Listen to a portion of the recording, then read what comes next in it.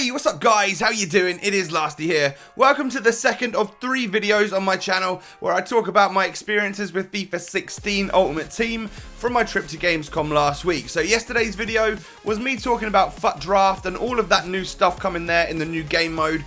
If you haven't seen that, there'll be a card up in the top of your screens right now where you can click and see that video. And then tomorrow's I'm going to be talking about the menu design and the packs and all of that good stuff. But today's video, we're going to be talking about gameplay. I wanted to talk to you about the things I noticed within gameplay itself, either from head to head or from Ultimate Team when I was playing that. So that sounds pretty good, right? If you could do me a big favor and smash a like on today's video, that would be amazing. And of course, if you are new to my channel, subscribe for more of this sort of content, and of course FIFA 16 content when it comes. So I've got a whole list of things to talk about on my screen right now, and the first thing we will start off with is dribbling and first touch and all of that good stuff. So the one thing I noticed about first touch is that it's very, very dependent on whether you're holding one of the trigger buttons up the top. So if you're holding sprint, your first touch, kind of like FIFA 15, but it's more accentuated, or exaggerated, should I say? I don't know.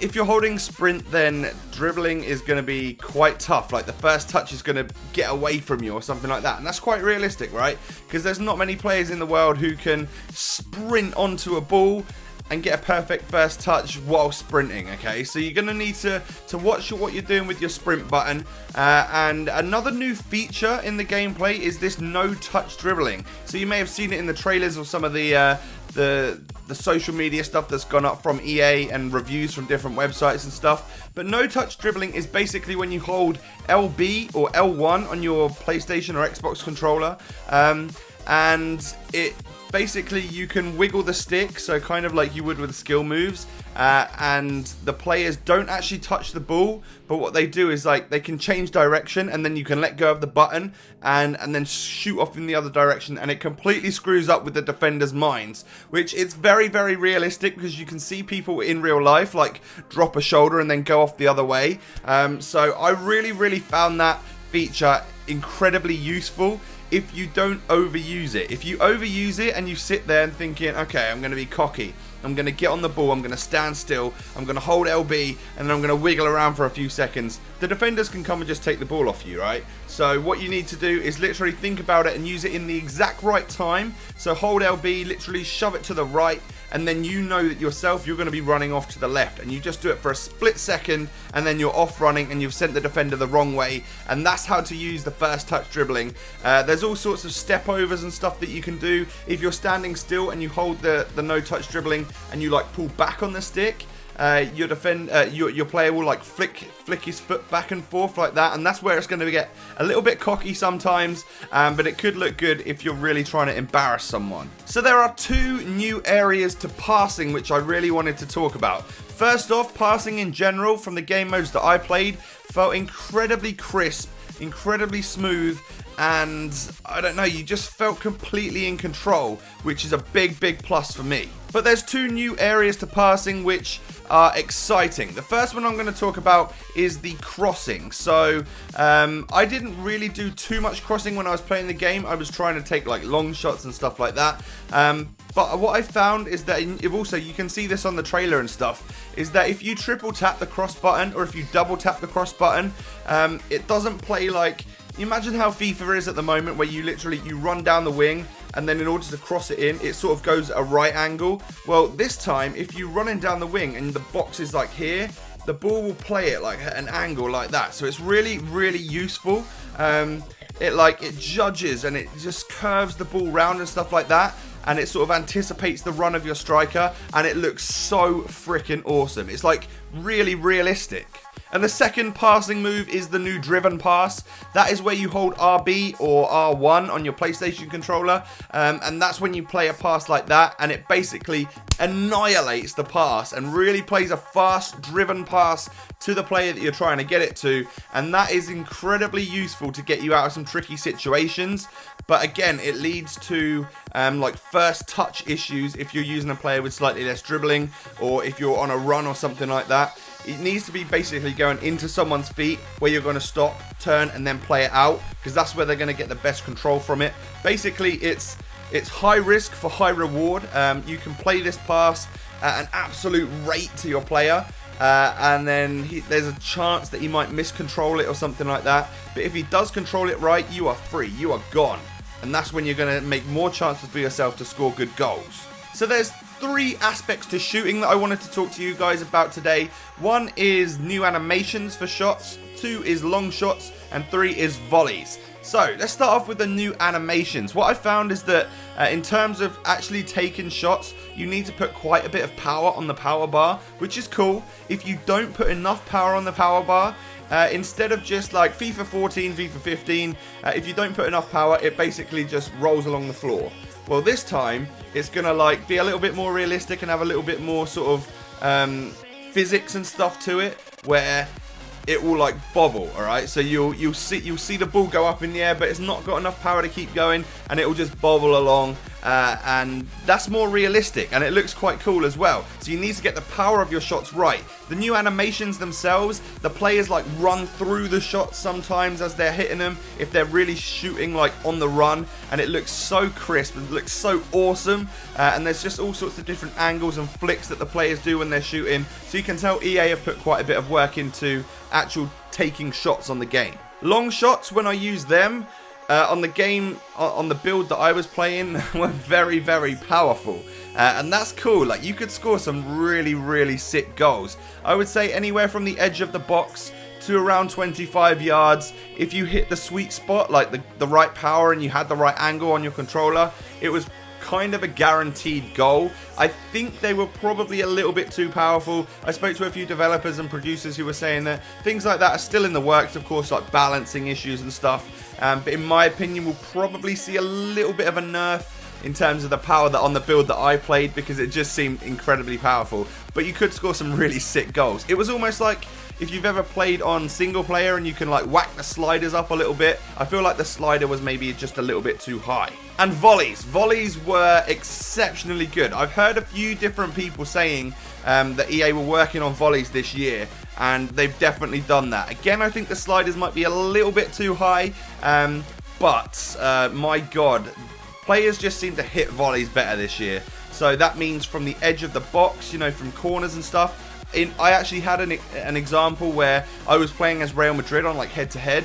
I had like Toni Kroos playing the ball in from a corner. James Rodriguez was hanging on the edge of the box. So I played that outside of the box ball out from the corner, and I just held LT.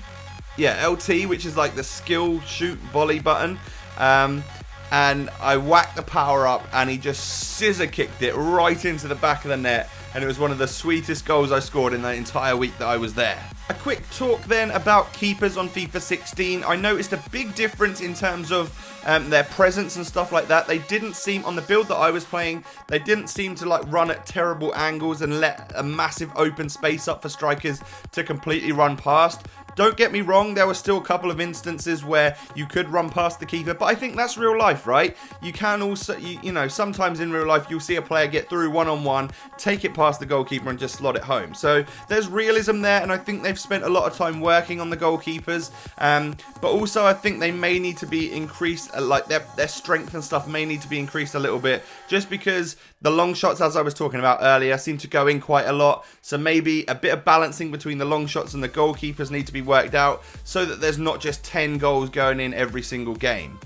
But I have to admit, big improvement on the keepers. They seem to dominate the box a bit more from crosses and stuff, which is something we've all been looking for, right? A big topic to talk about now is pace. Now, pace is always been a factor, especially on Ultimate Team, and I have to admit it really didn't seem to be quite such a big deal this year because of positioning of defenders and stuff like that. Now, don't get me wrong, this could all be wiped off the floor in the first week of the game, and it could all be about pace. It all depends how they do with the balancing of the game more towards the time of launch. But the build that I was playing, it was very much more to do with the passing and finding the right gap to play the ball through than it was to just absolutely sprinting past everyone, because it's just not going to work. The defenders were very, very well positioned, and centre-backs especially, they could read those over-the-top through balls a hell of a lot better, and that basically meant they were almost irrelevant unless you had the perfect sweet spot and the perfect run from your striker to even it out and just make it work, you know. Otherwise, the defender's going to read that perfectly, drop back a couple of steps, and then from that, just get rid of it. So I felt like pace wasn't such a factor, but don't hold me to that. It could always be that when the actual game comes out, things have changed and all of that. But the build that I played, pace was definitely not such a big factor. There's a whole lot more to the game this year than just sprinting with overpowered players. So I touched on the defending and stuff right there. That was my next topic to talk about. So we're sort of done with it already, but I just wanted to mention how well positioned the centre-backs were. They really did read the game a lot better, and for me and a couple of other people that were there with me, we tried out some of the slower defenders that were higher rated, the likes of John Terry and stuff, and they seemed really, really good. So that may be a good thing for the future of Ultimate Team. We may be able to have a little bit more variety rather than thinking, I just need to use Koscielny because he's got loads of pace. Another little area of defending is slide tackles. So there's a new animation where so normally you would press X on the Xbox or square on the PlayStation if you're playing with classic controls to perform a slide tackle move, right? Nowadays, if you double tap that button, you basically do a quick slide tackle and the player pops himself back up again. So it's like he sort of commits, but then he also knows that he needs to get up in case he's mistimed the tackle or something like that. I can see that feature being used a lot. It wasn't overpowered in any sense of the word, like you were still slide tackling, so you were still committing yourself. But it was a really cool feature, and like to see these players bounce back up after their tackle, it looked really realistic and something that is good to add to the game. So I've got two more little topics to talk about. Sorry if this video is long, but I wanted to give you some detail on the actual game from my perspective. I've actually played it. I used the women, the new game modes where basically you can use the women on FIFA, which was really quite a cool thing. So one thing I noticed was that the hair all moves about and stuff on the pitch, so it's really weird. Like everyone's got ponytails and everyone's like wagging their hair around on the pitch. It looks quite cool. The women are all very sort of slim and slender, it seems, on the game, so they look completely different to the males on the game. And the two main aspects of actual gameplay, one, it felt really agile, alright? So they're obviously smaller people and they seem to be a bit more agile than even the men. But the power on their shots and just genuinely the power of passes and the ability for them to kick it was less, right?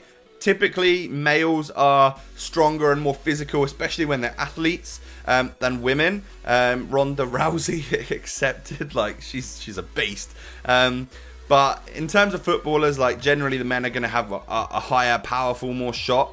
But the women seem to have a little bit of a lack of power in their shots, which was probably realistic. And it seems like the actual game itself played completely different to the men. And the rating systems, they're completely different to the guys. So like you could still have one of the best players like Marta from Brazil would be a high 80s rating or something like that. So they're completely rated on a different scale to the guys. But they felt like sort of silver to gold players on Ultimate Team, if you know what I mean. So they didn't feel absolutely incredible, but they felt very, very agile. And the last thing I wanted to talk about in today's video is skill moves. So there are 3 new skills that I could find anyway. I think there's only 3 new skill moves in the game this year, but they're really, really good ones. So the first one is a 4-star skill move, and it's basically from standstill, you can hold the pace button and then do a fake shot. So like XA on the Xbox controller. If you're stand still and you do that and you hold the pace button,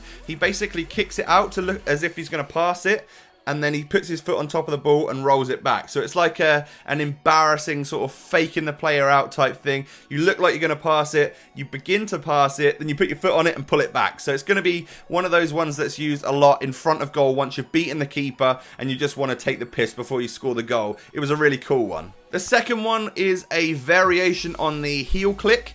So basically, if you think about when you're running, if say you're running from left to right and you're trying to score right or whatever it is, you would click right, left on your controller, and your player would like heel click it and it would sort of come back and then forwards, and that's a way to beat a player. Well, if you hold RB when you do that now, or R1 on the PlayStation controller, basically what happens is that he begins to do that heel click, but then instead of just going boom boom, it sort of comes boom boom boom, right? So it comes out at a different angle, so it's almost like a 90-degree angle type thing, which is kind of awesome because it's another variation on doing something like a McGeady spin or an advanced roulette where you come out at a different angle, and the amount of times I actually used that and it worked on the game was crazy good.